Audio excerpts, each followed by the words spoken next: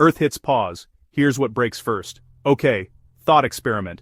The Earth stops rotating, not slows down, not over hours, instant full send to zero. What breaks first? Let's run a countdown to collapse.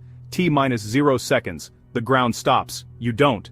At the equator, you're moving east at about 1,670 kilometers per hour, 465 meters per second. That's commercial jet fast. If the planet slams to a halt, your body, the air, and the oceans keep going. Result: a supersonic wall of wind screaming east.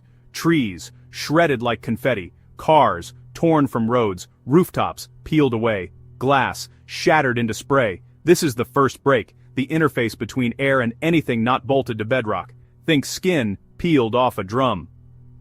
T+2 seconds, buildings meet lateral load they were never designed for. Skyscraper windows implode, highway signs shear, power lines whip like bullwhips, transformer yards flash to daylight and trip offline. So the second break is infrastructure. Power first, communications next as towers and dishes twist or lose alignment. T+10 seconds, oceans keep their momentum. Along west-facing coasts, water piles up as a fast-moving dome, then detonates inland as mega tsunamis. East-facing coasts get the vacuum first, water pulled away, then the rebound. Ports, ships, pipelines, all get ripped. Gas mains snap, water mains burst, fires ignite, and no power to pump. T+30 seconds, the air keeps howling. Near the equator we're talking Mach 1+ gusts, concrete holds, but anything with surface area, billboards, roofs, planes on tarmac goes airborne. Billboards, torn and flipping. Roofs, lifted clean off. Planes on tarmac, blown down runway. The Coriolis effect vanishes instantly, so storm paths go off script. It's atmospheric whiplash. T+1 minute. Transportation fails hard. Trains derail from lateral shove. Aircraft in the sky suddenly lose a rotating ground reference. Pilots are trained for a lot, not for a planet hitting pause. Navigation satellites still orbit fine, but anything geostationary is no longer matching the ground. Antennas point at the wrong part of the sky.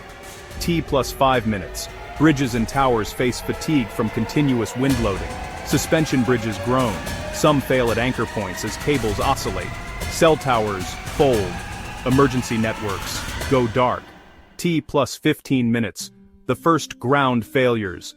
Soils liquefy in saturated areas from shaking and hydrodynamic forces. Landslides trigger on east-facing slopes that took the brunt of the push.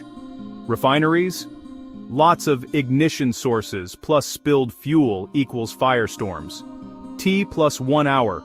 Global blackout is nearly total. Hospitals switch to generators, if they're still intact.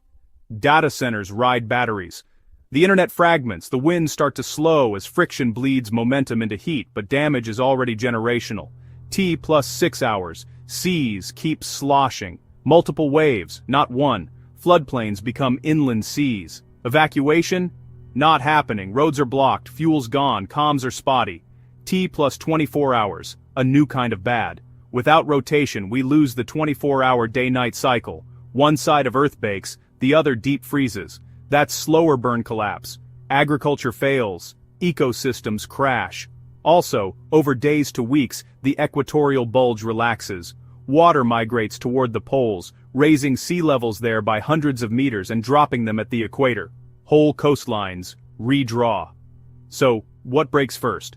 First, the air versus everything boundary. Supersonic winds pulverize the human world. Next, power, comms, and coastal infrastructure, because electricity hates chaos and water always wins. Then, the ground itself, through erosion, landslides, and long-term sea reshaping. It's a nightmare chain reaction that starts in seconds and echoes for centuries. The good news? Physics makes this vanishingly unlikely.